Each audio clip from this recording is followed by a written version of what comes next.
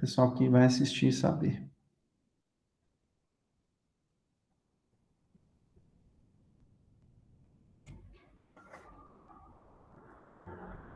Acho que não começou a gravar ainda.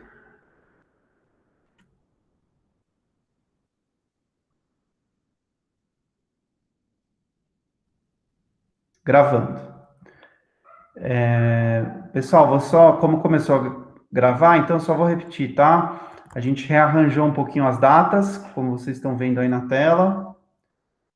Então, essa semana a gente vai ter aula de Matching Estimators, monitoria normal na sexta-feira, que teria o exame prático, ele foi passado para a próxima sexta, então ficou para o dia 14, o primeiro exame prático, e o exame teórico ficou, então, para o dia 25/5, tá? De novo, eu vou deixar essa nova ementa, nova versão lá no Moodle, ok? Beleza. É só isso de comunicação. Então, vamos começar a aula propriamente dita.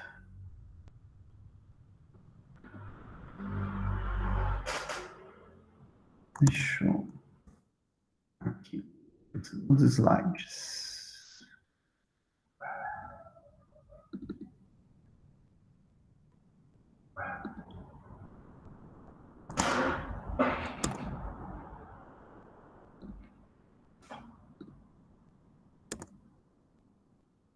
Vocês estão vendo aí os slides? Sim? Beleza. Então, vamos começar hoje a estimar coisas, né? Até agora a gente reviu o LS e teve aí algumas aulas de intuição do que é o problema de identificação, o que é endogeneidade.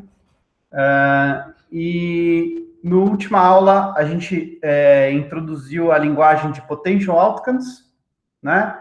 E hoje a gente vai ver um primeiro estimador que resolve, de certo modo, o problema de viés de seleção, que é o que a gente aprendeu na aula passada.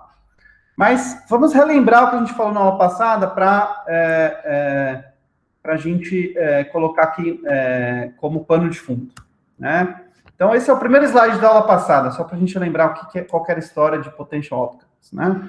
Potential outcomes é aquela história de realidades paralelas, né? Então, você quer entender o efeito de uma variável tratamento binária, que vamos usar o exemplo que a gente usou e acho que funcionou bem na aula passada, que era aquela história de salário e fazer faculdade, né?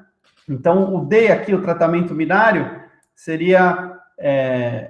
a gente começou falando que era ir ou não ir para o hospital, e depois a gente mudou para fazer ou não fazer faculdade, tá certo? Então, vamos manter o exemplo de faculdade na cabeça, né? Então, D e T é 1 se você fez faculdade e é 0 se você não fez faculdade. E o que eram os resultados potenciais, né? Os potential outcomes. Ele era se você pensar em salário, né? Seria o teu salário, né? O Y1 seria o salário no caso de você fazer faculdade e Y0 no mundo paralelo onde você não fez faculdade, né? Então, a diferença entre os dois seria o quê? Seria qual que é o ganho salarial de fazer faculdade para o indivíduo ir, certo? Então, existem dois estados da natureza, o estado 1 e o estado 0 e o estado 1. Estado 0 você não fez faculdade, estado 1 você fez faculdade. E aí a gente chegou no final da aula e mostrou esse slide aqui, né? A gente fez lá toda uma matemática que era trivial do ponto de vista algébrico, mas tinha vários passos, né? E a gente chegou nessa fórmula final. Então, vamos aqui, devagarzinho, lembrar o que queria dizer essa fórmula, né? Então, SDO ali era Simple Differences, né? O que é, então, isso? Nada mais é do que a esperança de y condicional a d igual a 1 menos a esperança de y condicional a d igual a 0. Nada mais é do que a esperança do y, que no nosso caso é salário, então salário médio condicional a d igual a 1, ou seja, o salário médio de quem fez faculdade menos o salário médio de quem não fez faculdade. Então, o lado esquerdo aí são dados, né? Peguei quem fez faculdade, qual o salário médio, quem não fez faculdade, qual o salário médio, tira a diferença. Né? Então, uma simples diferença de média. E aí, do lado direito, não estamos mais falando de dados, estamos falando de conceitos teóricos. Né? A gente não observa resultados potenciais, né? Porque eles são realidades paralelas. Mas a gente conseguiu demonstrar que a simples comparação de média é uma mistura de 3 efeitos. Né? Isso aqui tudo a gente viu no final da aula passada. Onde a gente dá nome para esses 3 efeitos.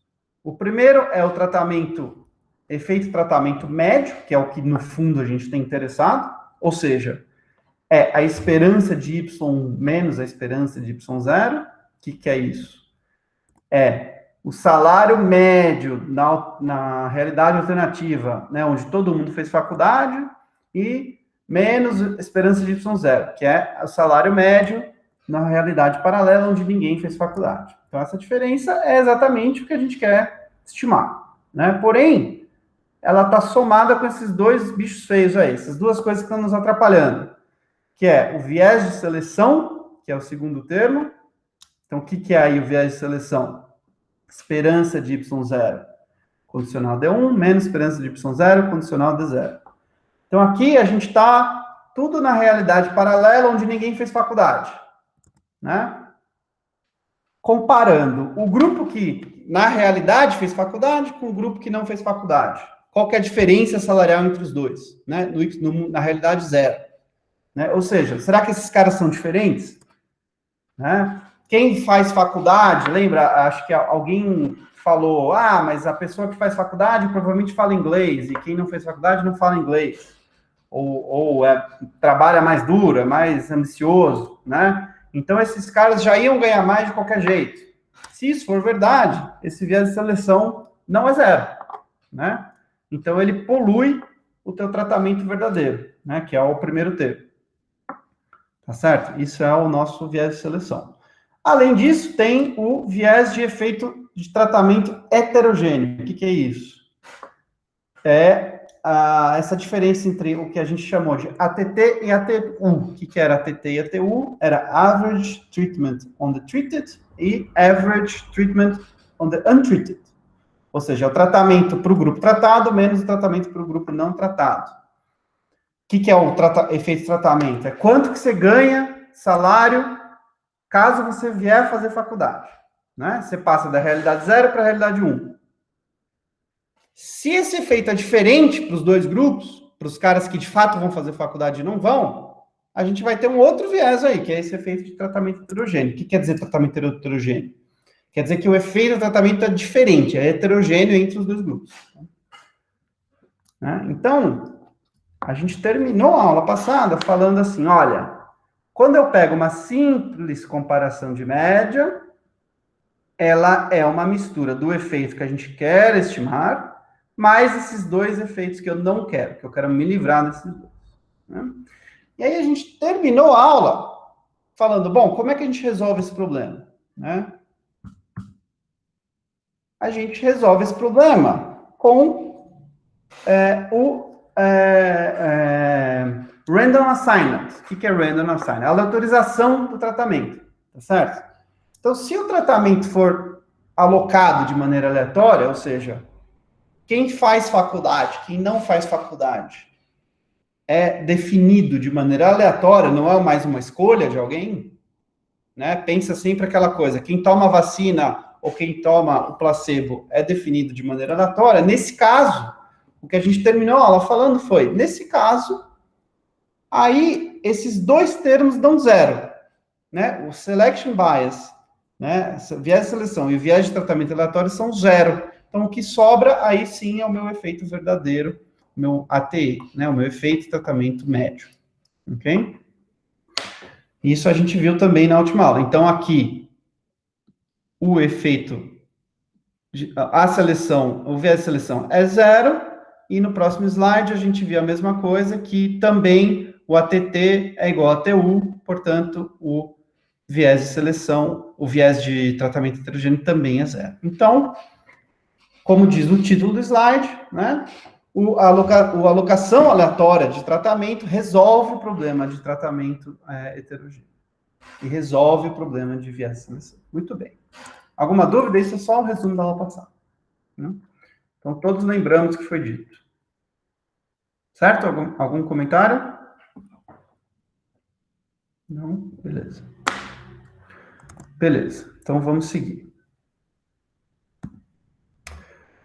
Bom. Professor. Oi. Só para ver se eu entendi, tipo, esse processo de aleatorização, ele faz com que os grupos que fizeram e não fizeram faculdade sejam iguais em tudo que não seja fazer faculdade. Em todo o resto, sim. A intuição é essa, mas para ser mais preciso, quer dizer que eles têm, na média, y0 igual. Né? Ou seja, na ausência de viés de seleção, né? O potencial deles de ganhar salário no mundo sem faculdade é igualzinho. É isso que Ah, tá, entendi. No mundo sem isso. faculdade. Tá. Isso, no mundo sem faculdade. E, além disso, o ganho salarial de sair do mundo sem faculdade para o mundo com faculdade também é igual. Então, o benefício de se fazer faculdade é igual nos dois grupos. Tá claro? Porque seriam iguais nos outros aspectos. Ou seja, não tem aquela história, esse grupo aqui fala inglês, então fazer faculdade e falar inglês ganha muito dinheiro no mercado. Esse outro grupo não fala inglês, então se fazer faculdade não adianta muito, porque as empresas querem os dois, então eles não vão ser contratados do mesmo jeito. Vamos supor que isso seja verdade. Nesse caso, o efeito tratamento não seria igual para os dois, né? Uhum. Porque um teria um grande aumento salarial e o outro só um pouquinho. Entendi. Entendeu? Obrigada. Tá joia.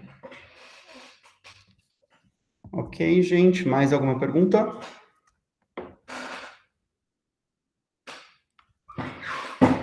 Beleza.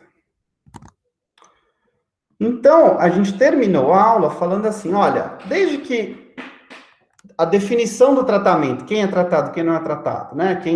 Quem vai ou não faculdade, quem toma ou não vacina, é definido de maneira aleatória, né? Jogando moeda cara ou coroa, a gente pode simplesmente comparar as médias que a gente tem, isso é igual ao efeito que a gente quer descobrir, né? Isso aqui é verdade. Porém, isso não resolve uma vida. Por quê? Na maior parte, na imensa maioria das vezes que vocês quiserem fazer um tipo desse de cálculo, ou seja, calcular o efeito tratamento de alguma variável, vocês vão bater em algum problema listado aqui, né? Em primeiro lugar, né? Será que é tão fácil a gente conduzir um experimento aleatório como esse? Né?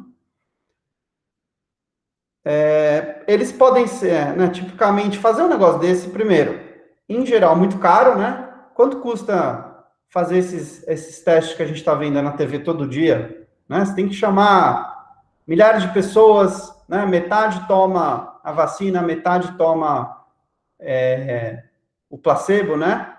Aí você tem que contatar essas pessoas, tem que produzir as vacinas, tem que pagar um monte de gente para analisar esses dados, tem que ter protocolo de segurança e assim por diante, né? Tem que divulgar isso, enfim, tem que desenvolver um monte de protocolo, tem que ter um hospital, tem que ter os profissionais, é muito caro. Além disso, tem problemas éticos, né? Nem todo mundo aceita esse tipo de experimento aleatório, porque no fundo você está, de certo modo, você poderia tratar todo mundo com um remédio potencialmente bom, né? Mas metade das pessoas ali não estão sendo tratadas, elas não sabem que elas não estão sendo tratadas. Então tem uma questão ética complicada, né? E além disso, tem alguns experimentos que simplesmente são impossíveis de você fazer, né?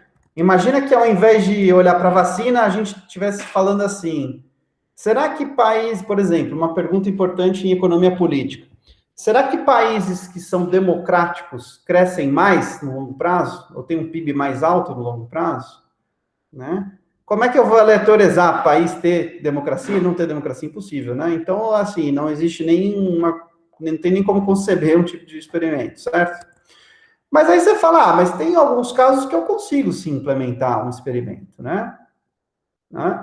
Então, não é tudo que não dá para... Não é tão difícil de conseguir implementar um experimento. A verdade é muito difícil, na prática, implementar um experimento. Porque você tem o que a gente chama de problemas de non-compliance. O que quer dizer isso?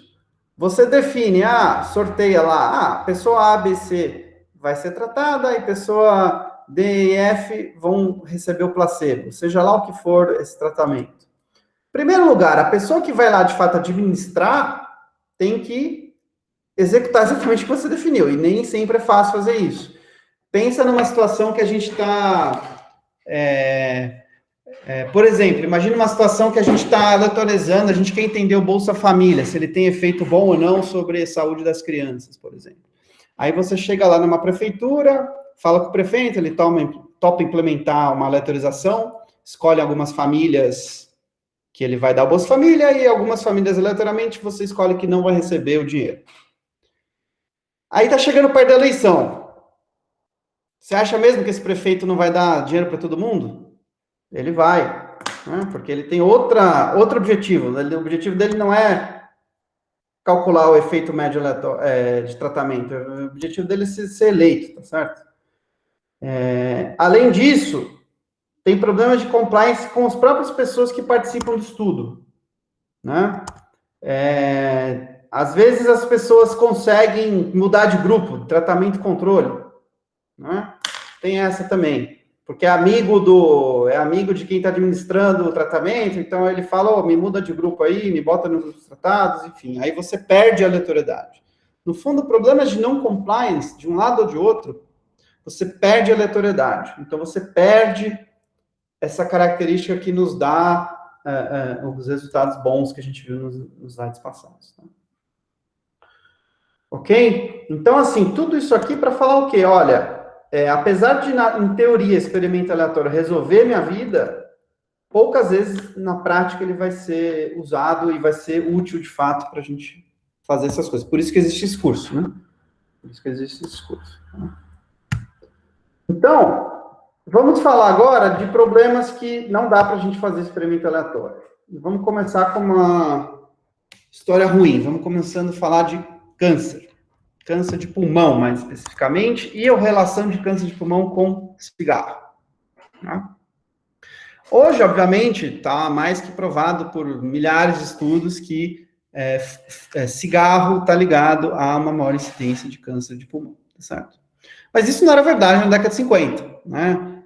Cigarro era uma coisa muito mais presente na vida de todos os pais, de todo mundo, né?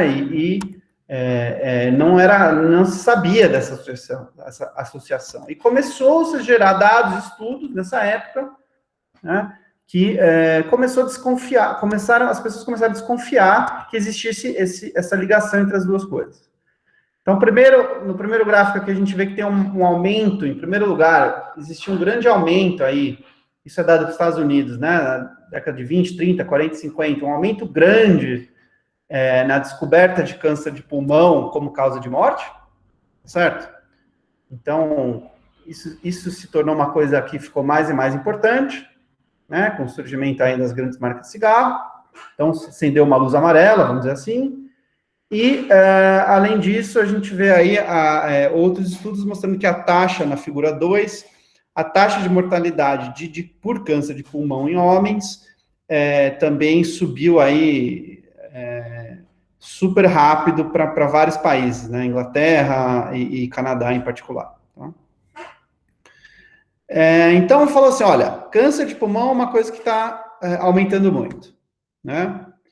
E aí começaram a surgir esses questionamentos. Será que cigarro tem a ver com isso? E aí, vamos olhar essas duas figuras aí, né? Isso é o que a gente tinha de dado, tá, gente? Estamos falando na década de 50, né? Aí o que o pessoal fazia? Eles pegavam e olhavam, olha, qual que é a taxa de morte de quem fuma? Muita gente fumava, né? Então, aqui no primeiro gráfico está comparando o número de cigarros, né, que você fuma. Então, quem fumava menos de 20 cigarros por dia, homens em preto e mulheres em listrado, e dividido pela taxa de mortalidade de quem não fuma. Então, vocês estão vendo que quem fuma menos cigarro ali para homens, menos de 20, tem 4 vezes maior chance de morrer, né, probabilidade de morte, do que quem não fuma. Para os homens que fumam 20 ou mais cigarros, isso salta para 8, né? Então, assim, sugere uma conexão que fumar mais aumenta ainda mais a probabilidade de morrer, né? E outros estudos também mostrando coisas parecidas aí na figura 5, tá? Então, surgiram essas primeiras tabulações de dados, né? A gente não está falando de regressão, não está falando de nada. Aí, você está falando, isso então é óbvio, né? Bom, não era tão óbvio na época, tá? Mas começou a surgir esse link. Aí você fala assim, bom, a pergunta então será que fumar causa câncer? Né? Causa no sentido de causa mesmo, né? Não é, a gente não está falando de correlações aqui, não é que quem morre mais de câncer de pulmão fuma mais. Não, a gente quer, de fato, identificar uma causa, né? Tem que ter algum mecanismo por trás dessa relação. Ou seja, no fundo, a pergunta é, existe uma flechinha direta entre S para C, tá certo? Ou seja, smoking para câncer, né? Ou será que a gente está falando só de uma correlação, que a gente chama de correlação espúria entre essas duas variáveis? Né? Ou seja, e aí é o que está essa figura aqui embaixo, tá? Será que não existe algum outro fator que seja correlacionado tanto com S quanto com C, que explicaria essa aparente correlação? Ou seja, será que essa correlação está escondendo um fator Z que explica tanto S quanto C, mas não existe uma relação direta entre S e C? Tá? Então, essa é a pergunta que a gente quer responder, né? Essa é a pergunta de que toda a ciência quer responder, tá certo? Existe uma relação de causalidade. Né? Então, na época, surgiu, né, críticas por parte de algumas pessoas, em particular esses três estatísticos, né, o Bergson, Niemann e o Fisher, que usaram uma série de argumentos para questionar se esse link era de fato verdadeiro. Né?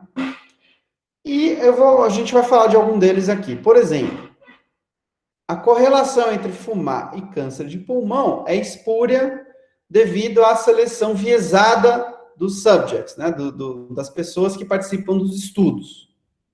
Né? O que quer dizer isso? O que será que quer dizer isso? Lembrando o que a gente definiu como viés de seleção. Né?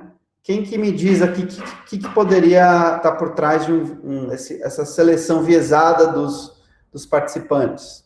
Quem que pode me dar um exemplo? Pode ter algum fumante passivo aí, né? Fumante passivo? Um dos caras que você pegou, ele não fuma, mas ele vive com quem fuma. Pode ser. Mas vamos pensar numa outra situação que você está comparando. Uma pessoa que fuma e não fuma. Você pegou só gente que morreu. Pegou só gente que morreu. E qual é o problema disso?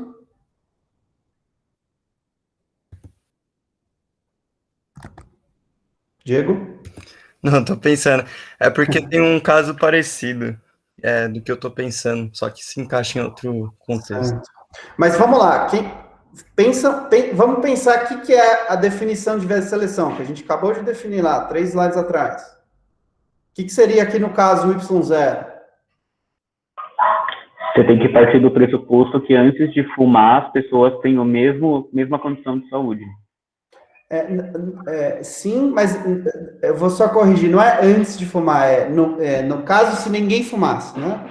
Na realidade paralela, que ninguém fuma, elas teriam a mesma saúde, né? Acho que é isso.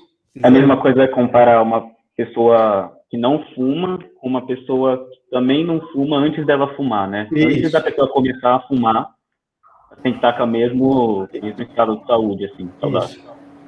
Isso, exatamente, tá certo? Então, pode ser esse caso, né, que está ligado aí com aquele fator Z que a gente falou no ano passado, né?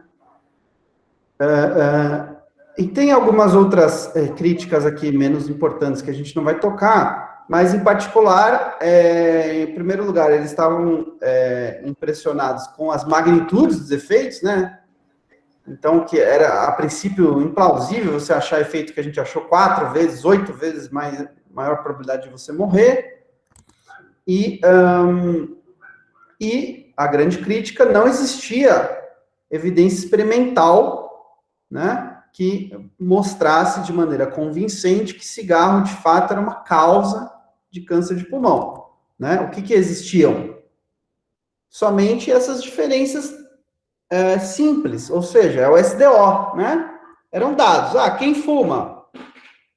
Quantas pessoas morrem? Quem não fuma? Quantas pessoas morrem? Né? Isso é o quê? É o lado esquerdo da equação, né? São dados. E a gente sabe que a comparação simples de dados, ela não é uma boa medida de tratamento, do efeito de tratamento, quando a definição do tratamento não é aleatória. Fumar é aleatório, sim ou não? Não. Não.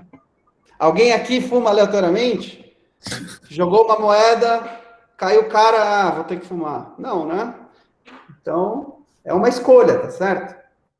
Então, se você pensar que tem alguma outra coisa que essas pessoas são diferentes, não só fumar, essa crítica pode ser importante, tá certo? Pode ser importante. Professor, Oi. qual que é a diferença disso para aquele viés de variável omitida? Desculpa, pode repetir? Qual que é a diferença disso, dessa variável Z que você está supondo, para a viés de variável omitida? A gente vai falar disso, tá? Mas elas são equivalentes. São equivalentes. Eu vou te dar um exemplo, tá? Vamos supor que quem fuma e não fuma é tudo igual. É idêntico, são pessoas idênticas, exceto que quem fuma não faz exercício físico. E quem fuma não faz exercício físico. Quem não fuma gosta de fazer exercício físico, vamos supor. Tá? Só isso, o resto é tudo igual, né? Se a gente estivesse rodando uma regressão, probabilidade de morrer contra cigarro, tá? Uhum. Você teria que controlar nessa regressão, fazer ou não exercício físico. Justo. Né? Aí, se você excluir isso da regressão, você vai viesar o teu estimador, porque as pessoas não são mais comparáveis, Uhum. certo? É isso. Então, aí você tem o que a gente chama de viés de variável omitida, que a gente viu lá no começo, tá? Mas é tudo o mesmo problema, a gente só está vendo de lados diferentes. Hoje, a gente vai ver um jeito de corrigir esse problema. Beleza. Tá certo? Mas que funciona só em alguns casos, a gente vai chegar no final da aula, vai dizer. Tá? Ok, gente? Beleza, então vamos lá. Então, essa crítica do Fischer aí, basicamente segue lógica, né? Segue lógica, a gente estava aí no começo desse tipo de teoria, no começo de implementação de experimentos aleatórios, né? E aí o ponto do Fischer vamos supor que tem algum tipo de o que se chama de confounding factor, né? No caso aqui, ele chamou de confounding genome. Ou seja, vamos supor que tem alguma razão genética, algum gene. Quem fuma tem algum gene diferente que faz a pessoa gostar de cigarro, tá? Mas também pode fazer a pessoa ter uma probabilidade de morte diferente. Né? Se isso for verdade, poderia ser verdade, tá certo? O que ia acontecer? Fumantes e não fumantes, nesse caso, deixam de ser o quê? Exchangeable, ou comparáveis, né? Ou seja, quem fuma tem um genoma, né, diferente, né? Tem um código genético diferente do que quem não fuma. E isso viola aquela nossa independência, a hipótese da independência, que a hipótese da dependência é fumar e não fumar aleatório. Aqui não é aleatório, porque quem fuma tem uma característica, quem não fuma tem outra característica. Tá certo? É isso. Além disso, isso é um argumento mais teórico, né? Um argumento mais teórico, estatístico. Mas existiam já, nessa época, estudos que não olhavam só para cigarro e morte, olhavam para outras características. Então, o que a gente começou a entender? Né? Que fumantes e não fumantes também eram diferentes, não só numa coisa potencialmente que a gente não sabe que é genoma, ou não observa, mas em variáveis que de fato a gente observa. E essa distinção entre observável e não observável é muito importante. Hoje, a aula é focada em diferenças que são observáveis. Tá? A partir depois da prova, a gente vai começar a focar em variáveis confounding, né, confounders, que a gente chama, que não são observáveis. Tá? Então, por exemplo, o que começou a se notar? Que fumantes eram mais extrovertidos do que não fumantes, eles tinham idade diferente, eles tinham renda diferente, eles tinham educação diferente, e assim por diante. Então, para começo de conversa, fumantes e não fumantes são diferentes em várias dimensões, que a gente observa, tá? Idade, né, mais simples. Então, começa por aí, né? Então, essas pessoas não devem ser muito comparáveis. Então, a hipótese da independência, que está ligada aí ao tratamento aleatório, cai por terra, né? Então, a gente volta para o problema de viés, né? Professor, mas suponho que então você conclui que idade é um fator que influencia na probabilidade da pessoa fumar. Você poderia restringir o seu estudo a uma faixa etária e aí voltaria a ser... As variáveis voltariam a ser independentes? Ou não? É isso que a gente vai fazer agora, exatamente. Esse é o caminho que a gente está tomando, tá? Mas eu só vou alertar novamente o que eu falei. Isso são variáveis observáveis, né? Então, já estou adiantando o final da aula de quinta-feira. A gente vai resolver o problema exatamente da maneira que você falou, tá? Tem várias técnicas baseadas nessa ideia. Mas só vale se eles forem diferentes em coisas observáveis. Né? Por exemplo, idade. Se eles forem diferentes em ambição, tá certo? Que é uma coisa não observável, aí começa a complicar. Tá? Então, mas é exatamente o que você falou. Vamos começar a olhar para essas coisas que eles são diferentes e vamos começar a restringir um pouco o jeito que a gente calcula as coisas. Exatamente esse é o ponto, tá?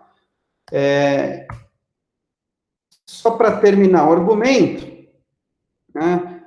Hindsight 2020 quer dizer o que essa expressão? Quer dizer, depois do fato, né? Depois que já aconteceu, é muito fácil a gente tirar conclusões, né? Por que ele está falando isso aqui? Porque o próprio Fischer, ele fumava e ele morreu de câncer e ele era...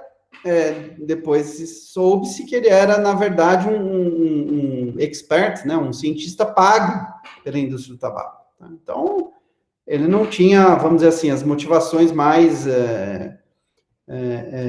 altruístas do mundo, tá certo? Ele tinha um lado, vamos dizer assim. Porém, o ponto dele não deixa de ser correto, né? O link entre fumo e câncer de pulmão não era baseado em muita evidência muito boa, era baseado nessas simples correlações, né? E aí tem essa citação muito boa, que é o epidemiologista. O que é o epidemiologista? Epidemiologia é esse estudo de quando você olha para dados gerais na população. Então, pessoas que têm mais sobrepeso tendem a ter mais diabetes, né? Pessoas que fumam mais tendem a morrer mais de câncer de pulmão, né? Mas epidemiologia sugere um link entre as variáveis, mas ela não prova, ela não tem uma análise bem feita de relações de causalidade. Então, o que quer dizer? Então, o epidemiologista acabou dando certo, dando correto, né? Mas somente porque lógica ruim não necessariamente leva a conclusões erradas. Ou seja, não é só porque ele estava errado no jeito do jeito de tomar as conclusões, de tirar as conclusões, que ele estava com uma conclusão errada. A conclusão estava certa. Realmente, hoje a gente sabe que cigarro leva a mais câncer. Mas a gente não podia, na época, tirar essa conclusão, tá certo? Então, é por isso que, olhando para o passado, é muito fácil falar, nossa, vocês não... Muito ruim, mas, na verdade, a crítica do Fischer era válida. Né? A gente precisava de melhores links, tá? Melhores estudos. Certo? Alguma pergunta aqui? Ok. Então, vamos começar a entender, motivar um pouquinho, seguindo na linha do que eu acho que foi o Teodoro que falou aí, né? Sobre essas terceiras variáveis que podem estar afetando, né? Então, vamos lá. Então, a gente pega esses dados do Cochrane, né, bem antigos, de 68, que ele fez o seguinte ponto, né? Ele pegou dados de 3 países, tá? Canadá, Reino Unido, Estados Unidos, e tabulou as seguintes médias. Número de mortes por o que ele chama de 1.000 person years, então, número de anos por pessoa, né? Então, se uma pessoa vive 80 anos, você soma 80 e assim por diante. Então, é o número de mortes dividido por 1.000 pessoa-anos. Tá? E aí, dá o quê? Né? Dá esses números aí. Canadá tem um número de mortes de 20 para não fumantes, né? 20,2, 20,5 para quem fuma cigarro, e 35,5 para quem fuma charuto ou cachimbo. Então, as taxas de morte aí para quem fuma cachimbo são muito mais altas no Canadá do que cigarro comum ou não fumantes. Os números para o Reino Unido e para os Estados Unidos seguem a mesma linha, que charuto e cachimbo são maiores, mas as diferenças não são tão grandes assim. Mas é mais ou menos parecido entre os 3 países. Aí a pergunta que eu estou fazendo agora para vocês. Isso quer dizer, então, que charuto ou cachimbo são piores para a saúde? Faz sentido isso, sim ou não? Sem pensar na matemática, a intuição, sim ou não? Não necessariamente, né? Por quê? Se você tiver um percentual mais idoso da população fumando cigarro e charuto, você pode ter uma causa que perturba aí essa relação. Sim, mas pensa em cigarro e pensa em charuto. Qual que deveria causar mais morte? Se o problema é fumaça no pulmão. Cigarro? Cigarro, Charuto. né? Não, cigarro, né? Porque charuto não se traga, não é isso? Então, difícil a gente pensar que a fumaça só dentro da sua boca dá mais câncer de pulmão do que a fumaça do cigarro que vai até o pulmão. Não é isso? Certo ou não? Quem já fumou charuto aí? Tô brincando. Mas por isso que é interessante esse dado, né? O ponto do Vitor é perfeito. Então, tem alguma coisa aí por trás que está fazendo esse link que não deve estar certo, né? A gente já tinha adiantado que a gente está falando de idade, né? Mas é exatamente esse ponto. Então, vamos ver. Não só fumantes e não fumantes diferem em mortalidade, mas também diferem na idade. Aí a gente tem, nessa nova tabela, a idade média desses 3 grupos, desses 3 países. Notem, o não fumante tem uma idade média da amostra aí de 55 anos, o fumante de 50 anos, e o fumante de charuto e cachimbo, 65 anos. E isso também é verdade para os outros países. Então, é isso aí. Pessoas mais velhas são a idade média de quem fuma charuto é maior do que quem fuma cigarro ou que não fuma. E, obviamente, como a idade é muito mais alta, né, as pessoas mais velhas morrem mais, normal. Né? Então, não só porque elas fumam, porque elas são mais velhas, certo? Então, aqui estão confundindo as duas coisas. Será que a mortalidade de quem fuma charuto é maior por causa que fumam charuto, ou porque simplesmente, na média, esse grupo de pessoas tem uma idade mais avançada? Tá claro? A questão aqui? Então, é um exemplo super simples, né? Mas ilustra todo o problema, né? Comparação de média, geralmente está sujo. Está sujo por outras coisas. Certo, gente? Ok.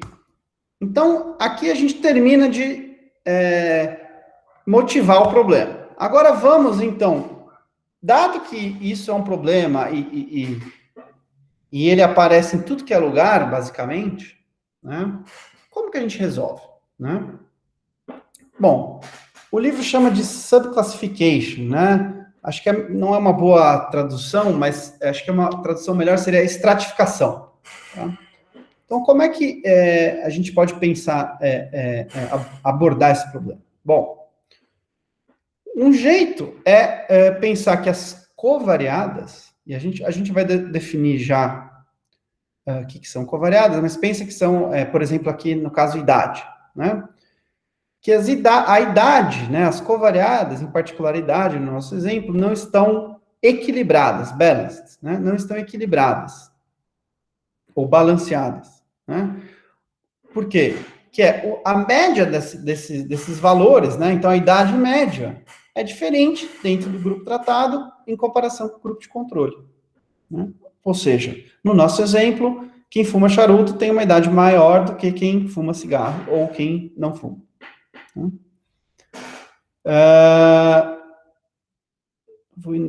Vamos pular esse ponto 2 e vamos fazer o seguinte. Então, a gente vai fazer o quê? Subclassification. Que ele coloca. Então, também chamado de estratificação. Tinha esquecido que tinha colocado isso aqui. Então, o que a estratificação faz?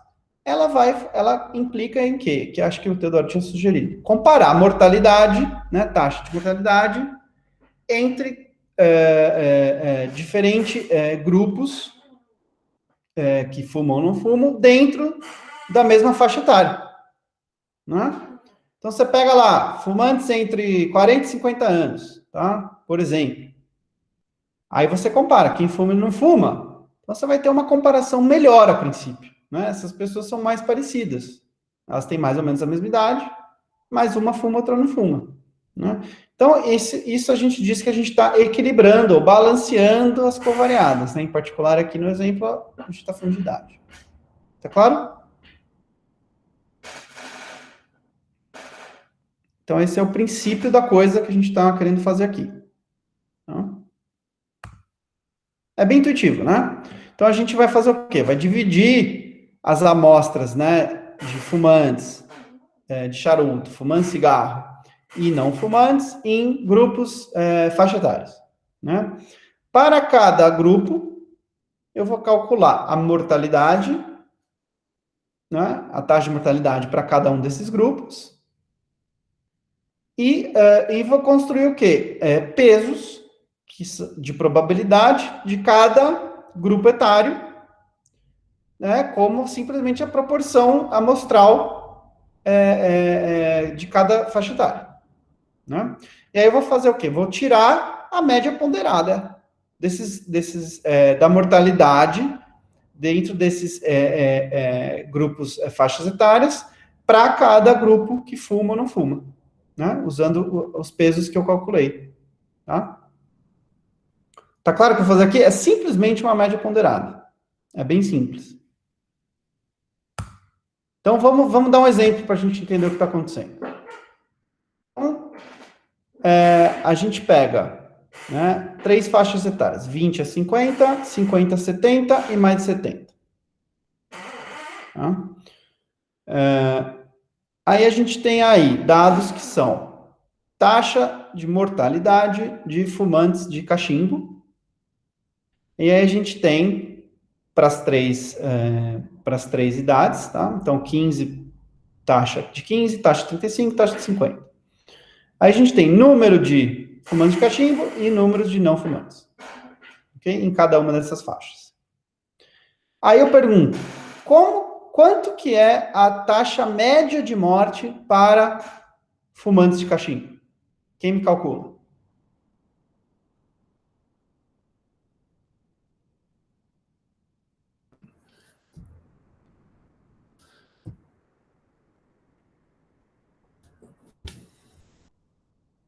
Gente, vamos lá. Não, fala como é o cálculo. Tá, Matheus. 40? Por que 40? Me faz o cálculo. Fala para mim como é o cálculo. Eu fiz a média simples, mas agora eu vi que tem um peso. Qual é a média taxa de morte média dos fumantes. Seria Gente, 11 dividido por 40 vezes 15, mais 13 dividido por 40 vezes 35, mais 16 dividido por 40 vezes 50? isso, exatamente. Né? Então, é exatamente o que você falou. Então, a taxa de morte para o primeiro grupo, que é 15, vezes o quê? A probabilidade de você estar nesse grupo, que é o quê? 11 sobre 40. Certo? A gente perguntou qual é a taxa de mortalidade média para os fumantes de cachimbo. Né? Ou seja, Professor, Oi. eu tenho uma dúvida. Como que você tomou a decisão para fazer a divisão desses grupos? Você olha para idade, tipo assim, você tem 3 critérios, né? Idade, a taxa de morte e o número de pessoas. Você poderia ter dividido em 3 grupos com a mesma quantidade de pessoas e aí a idade viria em consequência disso, ou escolher a idade primeiro e a quantidade de pessoas vem em consequência disso. Então, qual que você opta? Sim, você está perguntando por que você fez 20 a 50, 50 a 70, é isso, né? Então, aqui é só um exemplo, tá? Então, não vamos se prender muito nisso, mas esse é um ponto importante. A gente vai chegar lá, tá? Mas só para te adiantar, a gente, quanto mais grupos a gente criar, melhor, porque você fica mais comparável, né? Vamos supor que eu pego só com 20, só com 21 anos, só com 22 anos. Seria muito melhor do que eu falar 20 a 50, tá certo? Sim. Porém, eu preciso ter gente com todas essas idades, então eu preciso ter mostras cada vez maiores, né? Entendeu? Se eu quiser fazer esses grupos finos, certo? Sim. Então, tem um trade-off aí. E a gente vai falar dele ainda hoje, tá? Mas você já tá pensando lá na frente. Já vamos chegar lá, me dá uns 15 minutos. Beleza. Então, mas aqui é só para a gente ganhar intuição. Então, qual que é a taxa de mortalidade média dos fumantes de cachimbo? 35,5. Certo? Opa. Agora, qual seria a mortalidade média dos fumantes de cachimbo se eles tivessem a mesma distribuição etária dos não fumantes? Quem me responde essa agora?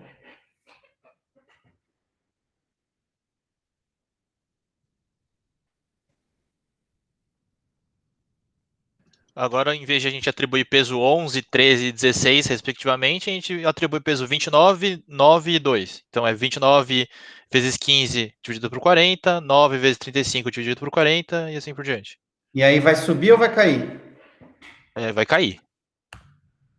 Cair, né? Então, exatamente. 15, e agora a gente usa as probabilidades desse grupo, né? Do non-smokers, certo? Porque que a gente está fazendo? A gente está pegando as taxas observadas, 15, 35 e 50, porque a gente quer saber a mortalidade desse grupo, mas se eles tivessem as idades observadas, né, de acordo com o grupo de não fumantes. Então, é exatamente isso aí, tá certo? E aí, notem o que acontece, né? Cai pra caramba. Cai pra caramba. Então, o fato de a gente ter achado lá 35 tem muito a ver com o quê? Que os pipe smokers aqui são mais velhos, né? Enquanto que os non-smokers são super novos. Quase todo mundo, né? 29, entre 40, tá na faixa de 20 a 50, tá certo? Ficou claro aqui, gente? Como isso tem efeito? É nítido, né? Ok? Alguma dúvida?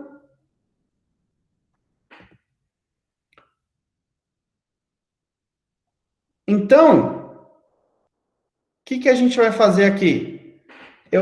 A gente pode recalcular a taxa de morte, tá?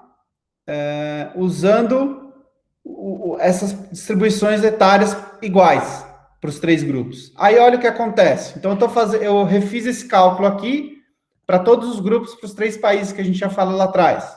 Olha o que acontece. Então agora a taxa de mortalidade para os non-smokers, aqui está 20, 11, 13. Para quem fuma, agora pulou 28, 12, 17. E charuto e cachimbo, caiu para 21, 12, 14, né? Muito parecido com non-smokers agora, exceto na Inglaterra, né? Mas no Canadá e nos Estados Unidos ficou muito claro que quem fuma cigarro tem uma taxa de mortalidade, né, ajustada pela idade muito maior do que tanto fumantes de cachimbo quanto não fumantes. Ficou claro aqui?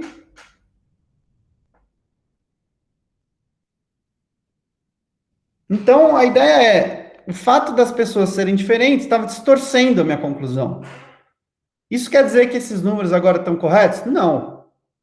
Mas está claramente mostrando que aquela comparação estava totalmente errada, por causa do simples fato que fumar e não fumar é uma escolha. Quem fuma tende a ser mais velho do que não fuma. Ponto final. Tá certo? Eu sei que parece trivial, né? Mas a gente está construindo intuição para escrever o nosso estimador lá no final, tá?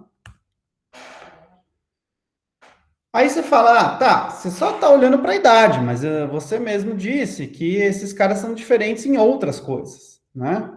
A gente tinha falado que eles são diferentes em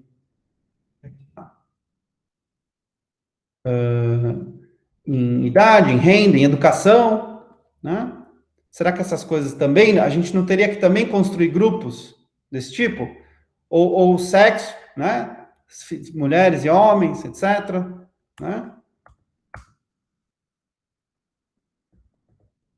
Vou voltar aqui para onde a gente estava. Então, a intuição que a gente construiu aqui usando idade, ela pode valer para outras variáveis também, né? Não tem limite quantas a gente pode usar. Então, agora definindo um pouco mais claro o que quer dizer covariadas, né? Uma variável X, ela é pré-determinada em relação ao tratamento. Se para cada indivíduo I, X0I é igual a X1I.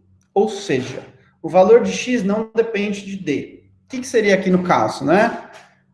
Sempre pensando em potential optics, né? No mundo onde eu faço faculdade, não faço faculdade, ou no mundo que eu fumo ou não fumo, a variável X é a mesma. Idade é óbvio, né? Ou seja, idade é pré-determinada. O dia que você nasceu e o dia que você está vivendo hoje define sua idade, certo? Então, se você fuma ou não fuma é irrelevante. Idade é sempre exógena, né? É sempre uma covariada, né? Ou seja, covariada é uma variável que já está determinada antes da decisão do tratamento, entendeu? E aí você pode usar qualquer variável que obedece a esse princípio, a gente pode usar nessa estratificação para tentar resolver o problema da falta de aleatorização do tratamento. Certo? Isso não quer dizer que X e D são independentes, né? Como a gente viu, né, X e D, aqui seria idade e fumar ou não fumar, não são independentes. Quem fuma charuto é mais velho do que quem não fuma charuto. Tudo bem. Mas o ponto é, eu estando na realidade que eu fumo ou não fumo charuto, eu, indivíduo I, minha idade é a mesma. Então, ou seja, a minha idade não é, o ponto é, a minha idade não é afetada pelo fato de eu fumar ou não, tá certo? Tá claro? A gente pode usar outras, tipicamente, né, essas variáveis pré-determinadas são time invariant, ou seja, elas são constantes. Por exemplo, sexo, raça, idade, né? Mas isso não é uma condição necessária. Tá certo, gente? Alguma pergunta? Posso seguir? Professor. Então, vou perguntar. Eu não entendi, tipo assim, o comentário 2. Tudo bem, eu entendi o que ele está falando, mas isso é importante de alguma forma? Não, só para entender, né? Então a gente definiu o que são covariadas, né? Covariadas são variáveis que a gente chama de são pré-determinadas. Ou seja, o fato de você escolher ou não ser tratado, né? Que aqui pode ser fazer, não fazer faculdade, fumar, não fumar, isso não afeta o meu X, né? Então, fazer ou não fazer faculdade, no ano de 2021, você tem 20 anos. Certo? Independente, você faz ou não faz faculdade. Você nasceu 20 anos atrás, ponto final. Tá? Se você é homem, você é homem, independente se faz faculdade ou não, tá certo? Esse é o ponto. Se você é de uma raça específica, você é daquela raça, independente se você fuma ou não fuma, independente se você faz ou não faculdade. Ou seja, ela é pré-determinada. E essas variáveis, em geral, são constantes no tempo. Né? Idade não é constante no tempo, mas ela varia de acordo com o tempo. Né? Mas isso não é necessariamente uma condição necessária, é só para ajudar a gente a pensar o que são variáveis determinadas. Né? Tipicamente, elas são fixas, de certo modo. Tá certo? Elas não são escolhas. Acho que tinha mais alguma pergunta. Não? Tinha alguém que tinha falado. Ok. Então, por que eu defini covariadas? Porque agora a gente volta lembrando o que é outcomes, resultados, né? As nossas variáveis resultado, ou seja, o y, elas não são pré-determinadas, né? Ela é o oposto da outra. O oposto não, ela é o complemento da outra. Elas são o quê? Resultados. O que quer dizer? Que eu, ao definir se eu sou ou não tratado, ao escolher fumar ou não fumar, o meu y muda. Numa realidade, ele é o y0, na outra realidade, ele é o y1. Aqui, no caso, é a probabilidade de morrer, né? No nosso exemplo antes, era quanto que eu ganho no mercado de trabalho. Tá certo? Certo, gente? Outro nome é uma variável endógena, tá? Que a gente também usa. Muito bem. Então, dado tudo isso, o que a gente vai fazer? Tá? Existe uma série de tipos de estimadores, tá? Que ajustam as nossas estimativas, de certo modo, baseados em covariadas, né, no nosso exemplo aqui, idade, que são o quê? Observáveis. Essa é a palavra-chave dessa semana. Então, eu tenho lá a idade, eu observo, eu tenho dados, e aí, no nosso exemplo super simples, do Cochrane, né, a gente ajustou a nossa estimativa pela variável idade, que era observável, através dessa subclassification, desse método, ou dessa estratificação, tá certo? Dessa estratificação. No livro, ele discute também esses dois métodos de nearest neighbor matching ou de propensity score, tá? Que estão listados aí.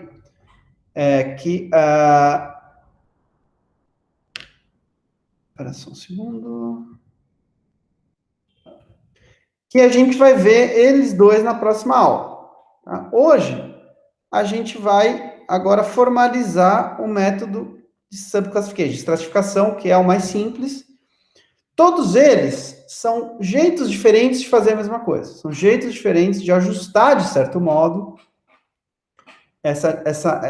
o fato de que os grupos não são comparáveis, o grupo tratado de controle não são comparáveis em termos de alguma característica pré-determinada, mas que é observável. Tá claro?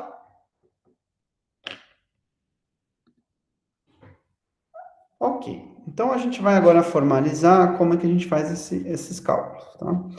Mas primeiro vamos entender por que isso de fato resolve o problema, tá? Voltando agora para o começo da aula. A gente começou a aula falando, olha, quando a gente tem um experimento aleatório, né? Aqui a gente está só lembrando o começo da aula. Quando a gente tem um experimento aleatório, isso quer dizer o quê? Que y0 e y1 são independentes de D, ou seja, do tratamento.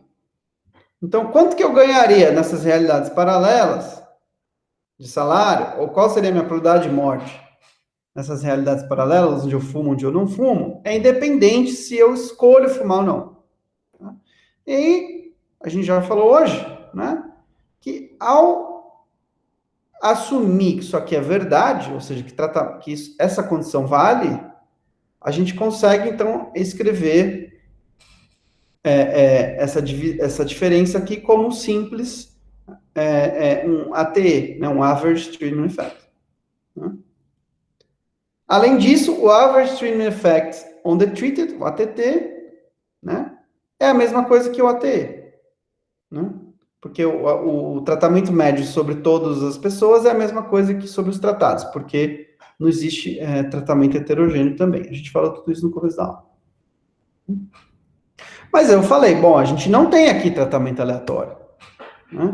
Mas a gente pode ter, ao invés da hipótese de independência do tratamento, a gente pode ter a hipótese de independência condicional do tratamento, que é uma hipótese quase igual, mas um pouquinho diferente.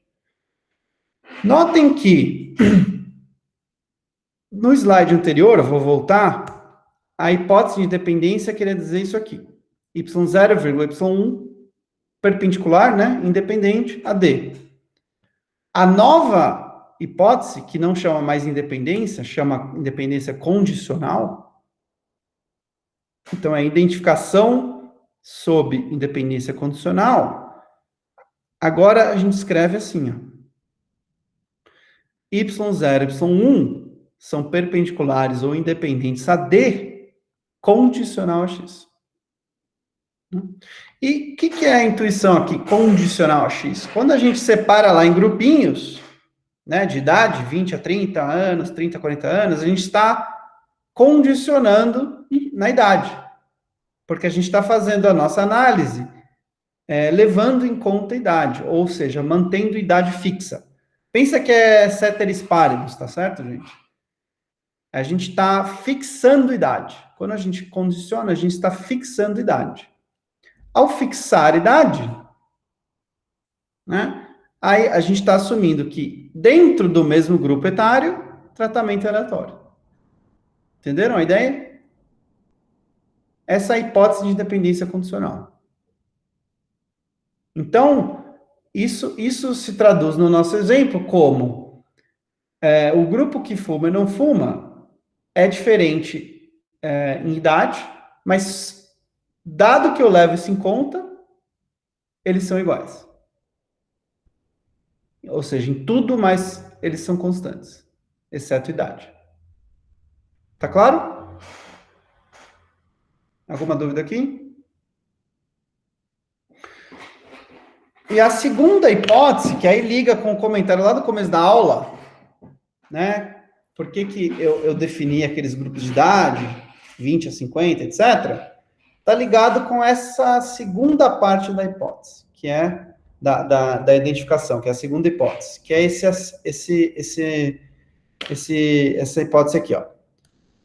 0 menor que probabilidade de D1 condicional X menor que 1. Ou seja, probabilidade de D igual a 1 condicional a X está entre 0 e 1. Em outras palavras, isso é chamado de suporte comum. O que quer dizer isso? Quer dizer que eu tenho chance de tratar, que existem indivíduos tratados, ou seja, existem indivíduos fumantes em qualquer um dos meus grupos etários. E existem indivíduos não fumantes também em todos os grupos etários. Ou seja, a probabilidade de eu entrar em um grupo etário, né, condicional a X, 20 a 30, 30 a 40, a probabilidade de eu ser fumante é entre 0 e 1. Ou seja, eu tenho fumantes e não fumantes em todas as minhas faixas etárias, todas as minhas caixinhas, tá certo? Todos os meus grupos que eu defini. Então, eu não posso, como eu já tinha alertado antes, se eu definir o X super fininho, 20 anos, 21 anos, 22 anos, pode ser que algum desses anos eu só tenha fumantes, eu só tenha não fumantes. Aí eu já não consigo usar esse tipo de estimador, tá certo? Por isso que eu preciso ter cuidado na hora de definir esses grupos. Tá claro o que quer dizer isso? A gente vai falar mais disso. Ok? Certo, gente? Então, vamos lá. Por que que isso é importante? Por que que independência condicional é bom para mim? Nota. A esperança de y0 menos y1 menos y0 condicional a x, né? A gente está agora sempre condicional, no mundo de condicionalidade, né? Se eu condicionar a x, eu sei que ao condicionar a x, vale essa hipótese, né? Então, isso garante que eu posso escrever essa igualdade aqui. Nota. Ao condicionar a x, eu posso também fazer a minha esperança só para o grupo tratado, ou seja, condicionando d igual a 1. Né? E eu também posso passar para a linha de baixo, que é a esperança de y1 é a mesma coisa que a esperança de y, né, sempre condicionando x, para o grupo d igual a 1, menos a esperança de y para o grupo d igual a 0. Então, olha o que está escrito aqui. Eu saí do efeito tratamento condicional, né? Então, o efeito tratamento condicional a x é igual a dados. Isso aqui é dados. Notem que aqui não está escrito y1, y0, aqui está escrito y. Y é dado. Né? Ou seja, a esperança condicional de y do grupo tratado é menos a esperança condicional de y para o grupo não tratado. O que é esperança condicional? A gente vai definir o que é matematicamente, né? Mas quer dizer, dentro de cada faixa etária, eu estou tirando a diferença da média de probabilidade de morte do grupo que fuma menos o grupo que não fuma. Tá claro o que eu falei aqui, gente? O que você falou agora no finalzinho? Qual deles? Vamos lá. A diferença de probabilidade. Não é a média de probabilidade? Sei lá, eu perdi o que você falou agora no final. Deixa eu ler essa segunda parte, que eu acho que vai ficar mais claro. Que aqui a gente está com probabilidade explícita. Tá?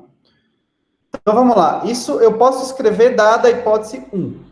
Que a média condicional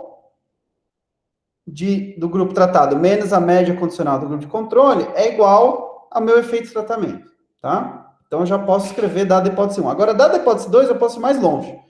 O meu efeito de tratamento, agora não condicional, tá? Que é o que eu, no fundo, é o que eu quero saber, pode ser escrito da seguinte maneira. A esperança de y menos y0 condicional a x no grupo tratado. E eu pego e tiro a integral disso, né? D PRX. Aqui é a probabilidade de x. O que é a probabilidade de x? É a probabilidade de cada uma das faixas etárias.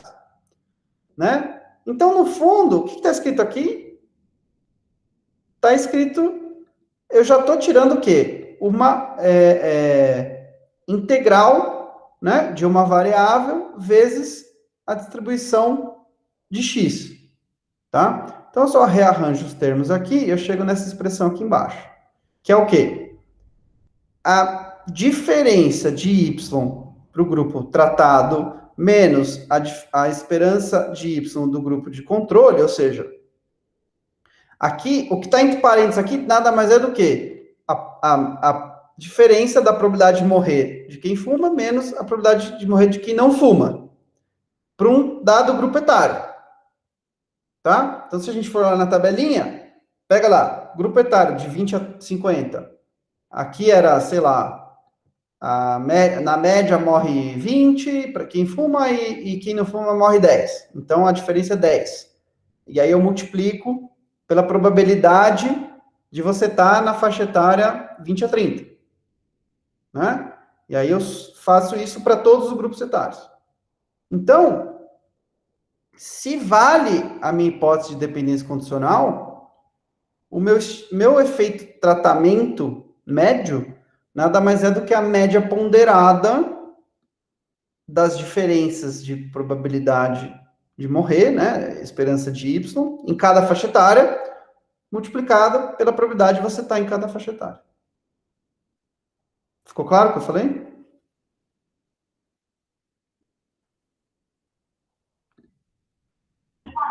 Esse é aquela dinâmica que a gente fez das médias ponderadas, da taxa de mortalidade por idade, né?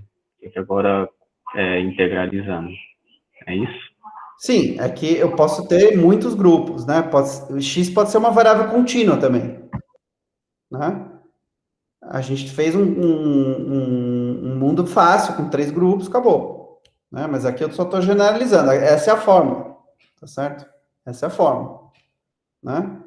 Tá certo? Mas a ideia é aquela. Certo, gente? Já. Ok.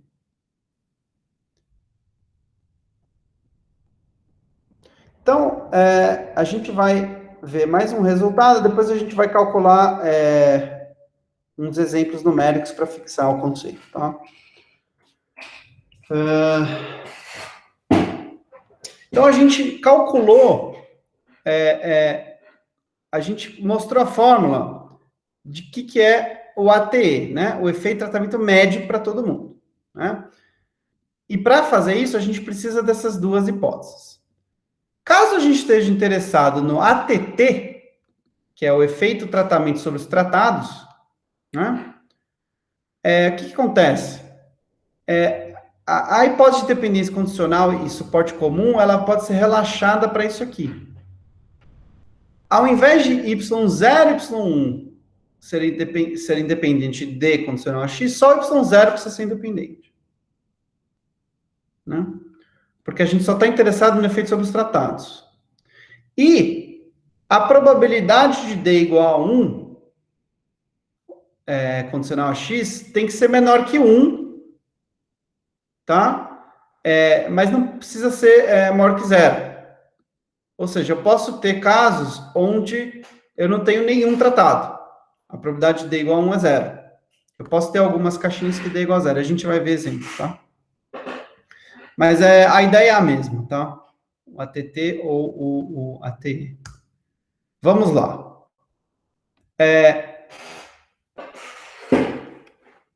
A fórmula do ATT é quase a mesma, mas é um pouquinho diferente. Então, vamos só recapitular aqui. Para o efeito de tratamento médio, a gente falou que era a esperança condicional de Y para os fumantes menos esperança condicional de Y para os não fumantes, ponderada pelas probabilidades de cada faixa etária. Né?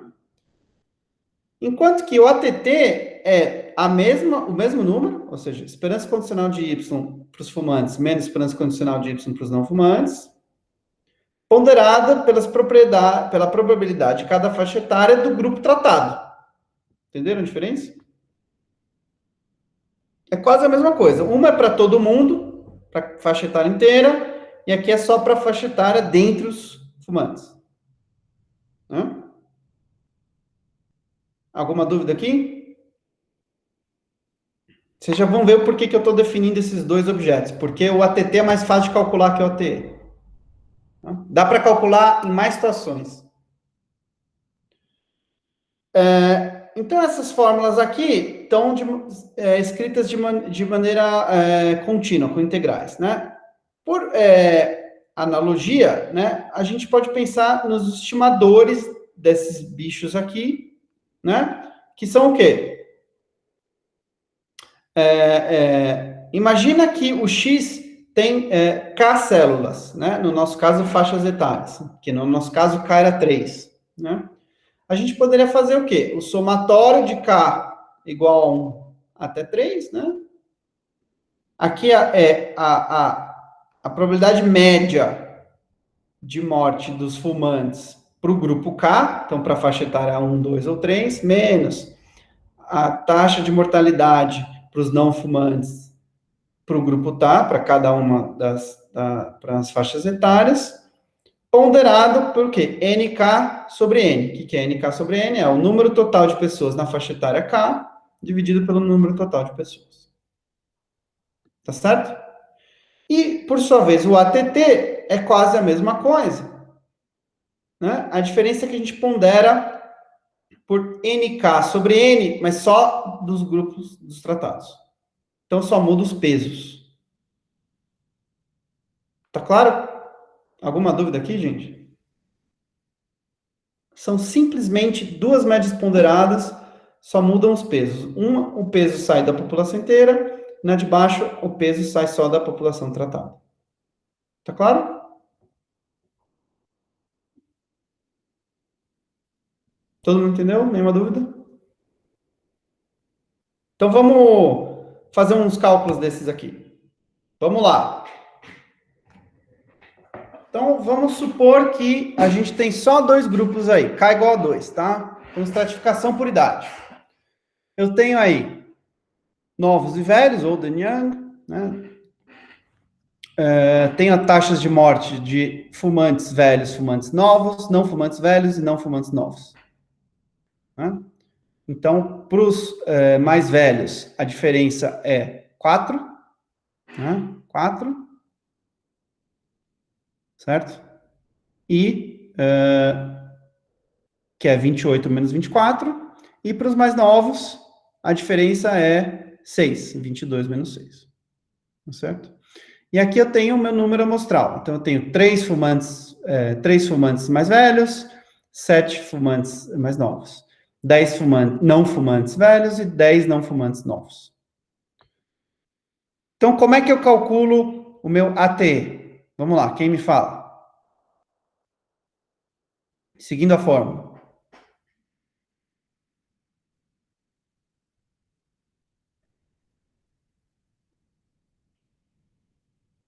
Vamos lá, gente.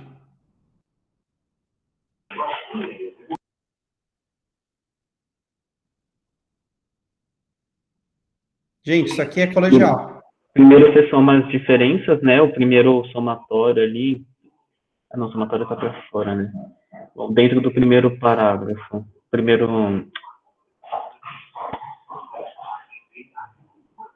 Parênteses. Primeiro parênteses. É a soma das diferenças, né? Das taxas de morte entre os fumantes velhos e novos. Então, me fala os números.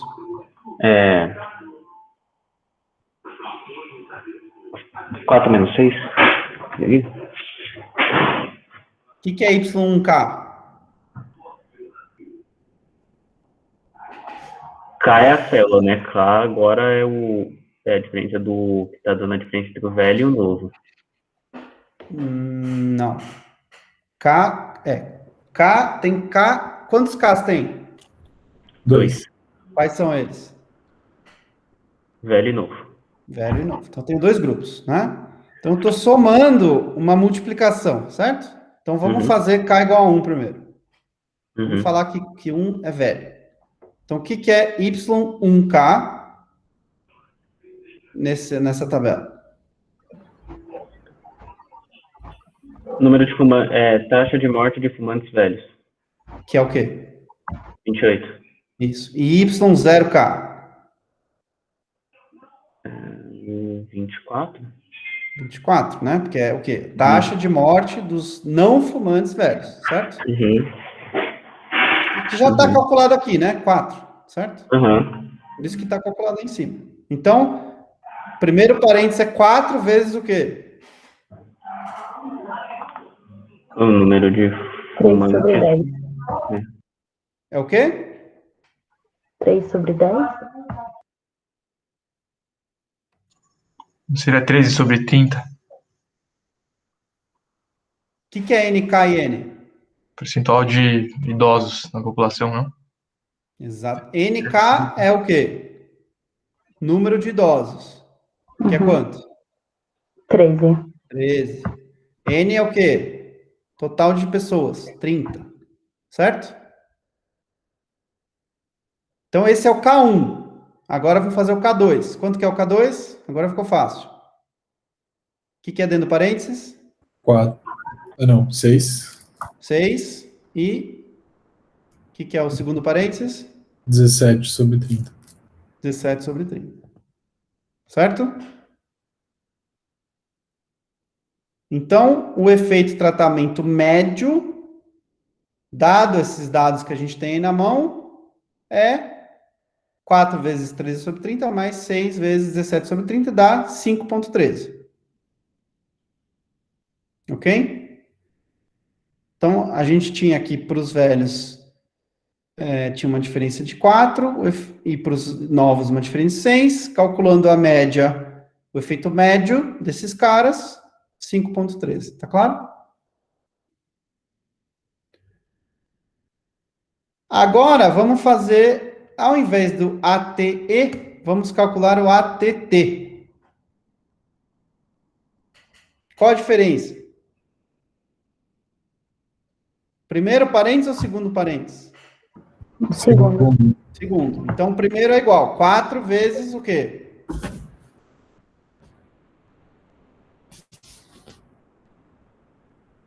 Quem que é tratado? Os fumantes. Os fumantes. Então, 4 vezes quanto? 3 sobre 10. 3 sobre 10 e 6 vezes?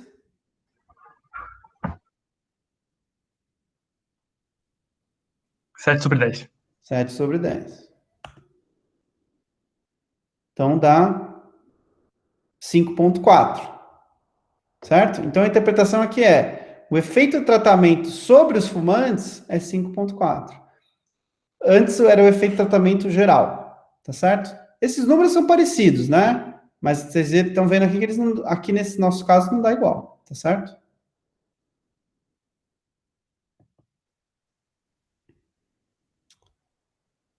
Agora, estamos quase terminando.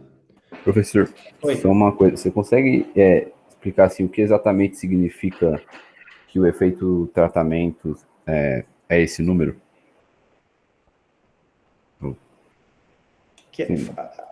Que é quando... Que você está me perguntando o que é o efeito tratamento, é isso? Isso, sim, qual seria a interpretação toda? Isso. A interpretação é fumar aumenta a probabilidade de você morrer em 5 pontos percentuais. Tá bom, obrigado. Né? São números fictícios, obviamente. Tá certo? Uhum. Quanto adiciona na tua probabilidade de morte se você decidir fumar em comparação ao mundo onde você decidiu não fumar? Essa é a interpretação correta.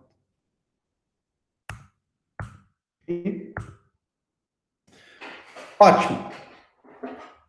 Agora, vamos complicar nosso exemplo. Então, subclassificação ou estratificação por idade e sexo.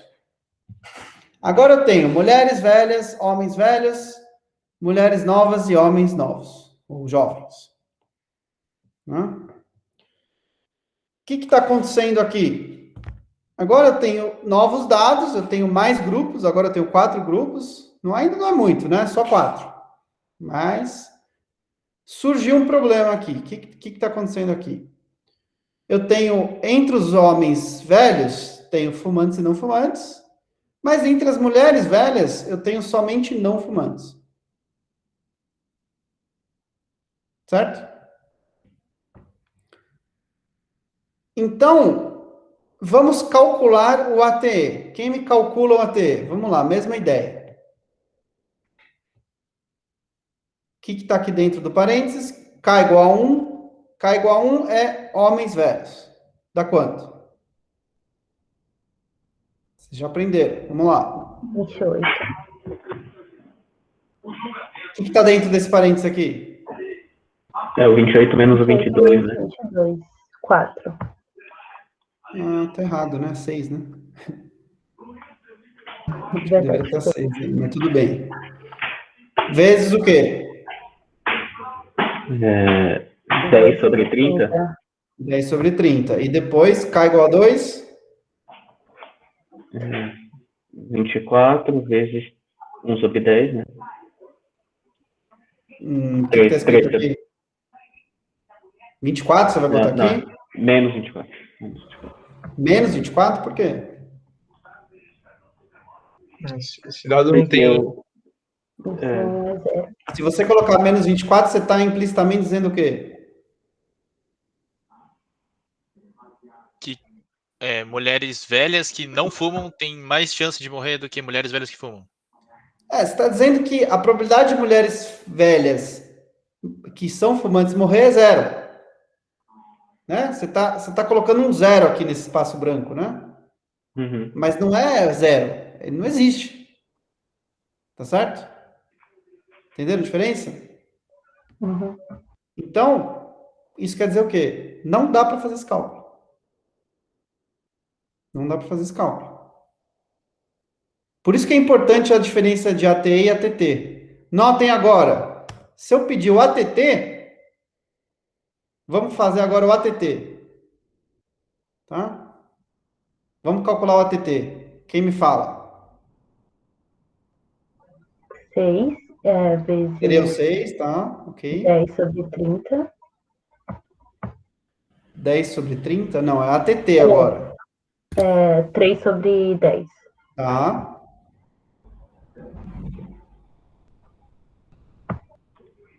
O K igual a 2 é zero, nesse caso, porque o NKT é zero, né?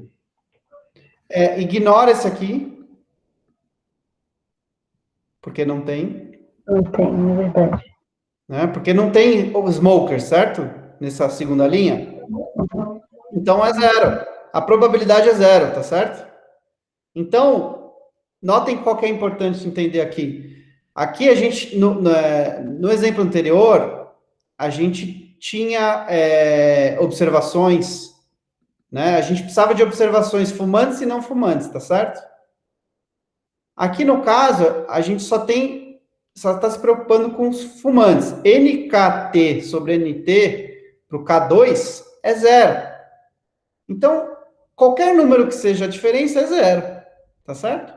Então, eu posso ignorar isso aqui. Entenderam? Então, aí eu continuo. Para esse grupo aqui ficou 5, né? Vezes o quê? 3, né? Sobre 10. E 6 vezes 4 sobre 10. Agora, eu só estou preocupado com os smokers. Entenderam? Tá claro, gente?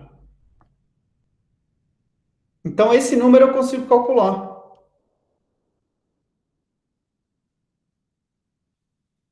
Sim ou não? Sim. Beleza. Ok. Muito bem. Então, vocês viram o quê? Que ao começar a aumentar grupos, né? Aqui é um exemplo ainda bem fácil, eu tenho só 4 grupos, dá para fazer tudo na mão, mas começou a surgir um problema, né? O AT eu já não consegui calcular, só o ATT.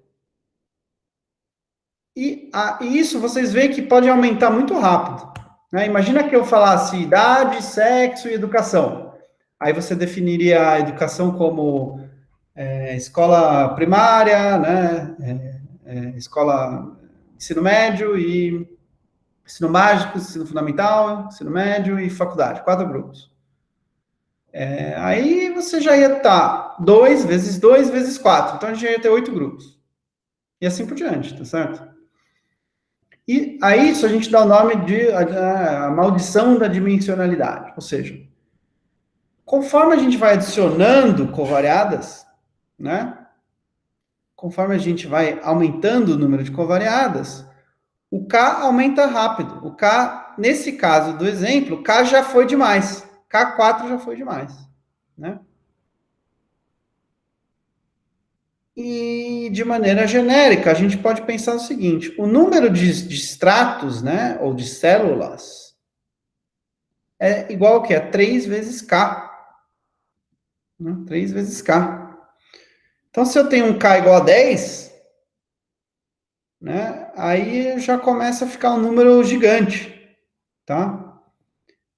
E aí, o que acontece? Conforme eu vou fazendo células e grupinhos e vou multiplicando esse K, eu posso ter, vai aumentando muito rápido a minha probabilidade de que eu tenha o quê? Só elementos tratados ou não tratados